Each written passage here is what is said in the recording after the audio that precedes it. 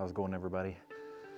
I'm out cross-country snowshoeing, and I thought I would take the time to do a quick little how-to video. I'm by no means an expert. This is just what I've learned when I've gone out in the backcountry and snowshoed. I don't cross-country snowshoe often, but when I do, I really like it because you get into the deep, fresh powder, kind of like what I'm standing in now. And obviously, if you're just starting out, I would recommend the trekking poles or the snowshoe poles, where they help you with your balance, and if you do fall or get into a jam, it can help you get out of it. Show you guys a couple of tips and ways you can kind of get out of a sticky situation. Let's check it out. So I came from behind the camera, what you just saw as I was filming the other direction, but when you're making fresh tracks, similar to my trail tip video, there's a mound right beside me here, and that's either probably a stump, a rock, or obviously a short, small sapling, a tree. So you want to try to avoid those if you can, and you want to try to avoid getting too close to them because there'll be a snow well, just like when you're skiing or snowboarding.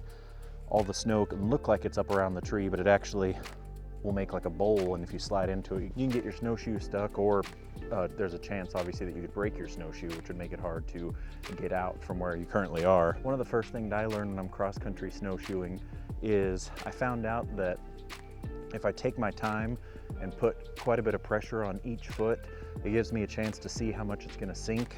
If you just go stomping through, I feel like if I just go stomping through, there's a chance I'll sink both legs, and then basically it's really hard to extract yourself at that point.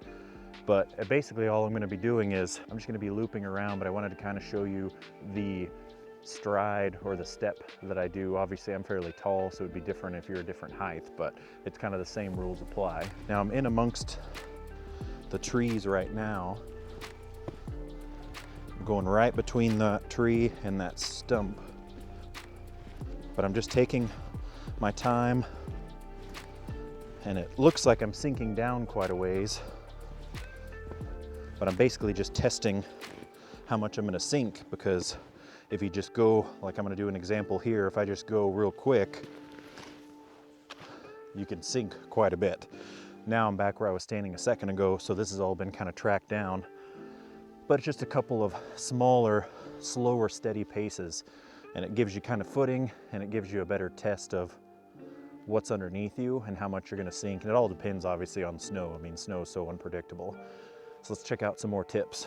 It's not gonna show much on camera, but just down to my left, there was actually a buried sapling. You can kind of see the branch sticking out.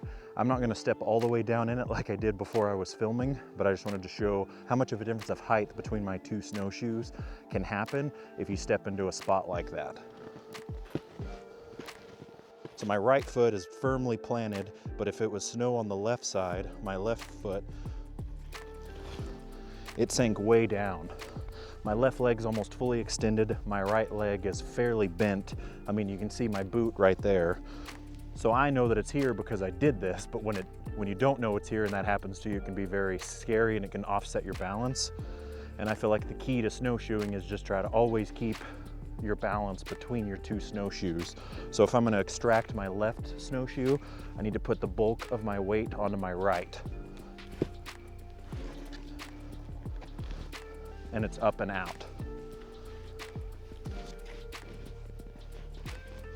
So as I came, there was another example of when I turned, I'll have to show you, but as I came through, I think I might have stepped here initially, all this was fresh snow, and I stepped with my right, and it was smoother than that, but it completely sunk down to where I can basically see the base of the sapling. Quite a difference, probably over a foot height difference in snow between my left snowshoe and my right snowshoe. So again, if you lean to the right, you can make your foot sink further. I'm up against the tree, but you can make your snowshoe sink further. So always shift it to the foot that you're using.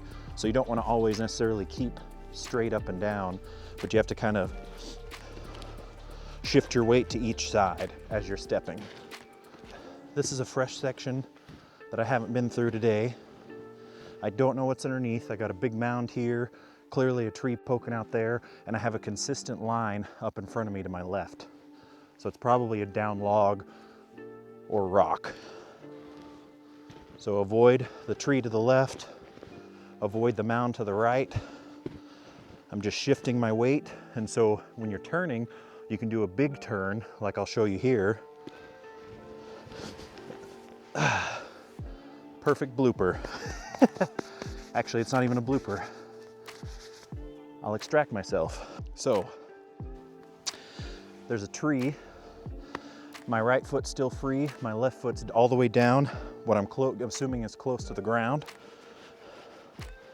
I'll be shifting my weight to the right and pulling my left foot up as I come up. Sometimes it takes it a couple of tries. And the third one, up and out. And there's an example, I guess, of how to extract yourself. I wasn't planning on it going that deep, but that's all right. I'm gonna grab the camera, bring it over and show you guys exactly what it was looking like. Okay, so you can see my track here, right in front.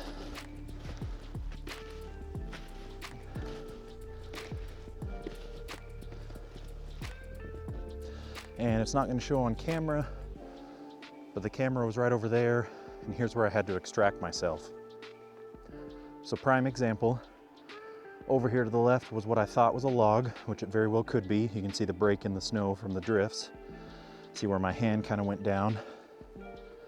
But my left snowshoe basically didn't really catch anything, and there's clearly obviously a branch, tree, could be a branch from the tree that's down. But my left snowshoe sank down into the hole. My right snowshoe stayed up over here because I was stepping as I was going. And I just had to extract myself that way. The other trick you have to use if you're really stuck or if both of your feet are sunk pretty far is you have to do basically the roll and crawl method. So you have to somewhat dig yourself out. You have to roll to one side or to roll onto your stomach to extract your snowshoe. But with your foot, if your toe is where my wrist is, your snowshoe constantly flops. The pivot point is at the front of your shoe. Look at the snow built up on some of these trees. This is crazy. But when you're snowshoeing, that's what can get you into a bind. Is most snowshoes are designed that have a little bit longer in the back end. And so as you turn, you got to remember to pivot your feet. So as you're turning, you almost have to turn in place if you're not going to make a big loop and turn like that. So once again, as you're turning, you have to pivot your shoes and then, ooh, slick spot. As you're turning, you have to pivot your shoes. So to turn, you can make a big swooping turn, or if you're turning in place, you got to think of it like you're turning boards on your feet. So you have to kind of take a wide step and swing it around. Wide step, swing it around. The key is to always try to keep your snowshoes obviously as flat as you possibly can. There's going to be varying terrain, there's going to be varying softness in snow, but the key is to always keep them flat because they have the teeth at the bottom which give them the traction. And once you start getting them at more extreme angles, that's when your foot can slide into a snow well or off down a side or get caught on a branch, things like that. When you're traveling a trail or a path, it's just the same as if you were hiking. It's just obviously quite a bit slower. Oh man, that wind. Same as if you're going downhill. Just use those teeth in the bottom of the snowshoes to really grip them and keep your traction. That was a quick couple of, kind of like a trail tip video actually, but I probably won't label it a trail tip. I might in the description, but I was actually not planning on doing an extraction like when my left leg hit that branch down there, but hopefully it showed up on camera and it'll give you guys an idea of. I'm more than happy to do a couple more how-to videos if you have specific questions about snowshoeing, or if you're curious of how something might work or how something might look. Obviously, usually I'm on the fire roads like I had talked about in my previous video, but I do like to do cross-country snowshoeing like this to where it's just in amongst the trees or it's in the deep snow and not where necessarily usually the snowmobilers and stuff like that go. So you do get into the deep, fresh stuff, but like you saw, it obviously can have its dangers and hazards just like everything. So, all right guys, I still have a couple more hours of daylight, so I'm gonna enjoy it while I can. I'm gonna probably try to stay amongst the trees because when you get out in the clearings, the wind's got some bite to it. I'm guessing it's probably down in the single digits. So I'm gonna keep going, keep my body temperature up. You guys stay safe when you're out there exploring, and we'll catch you guys on the next video. Get out there and explore.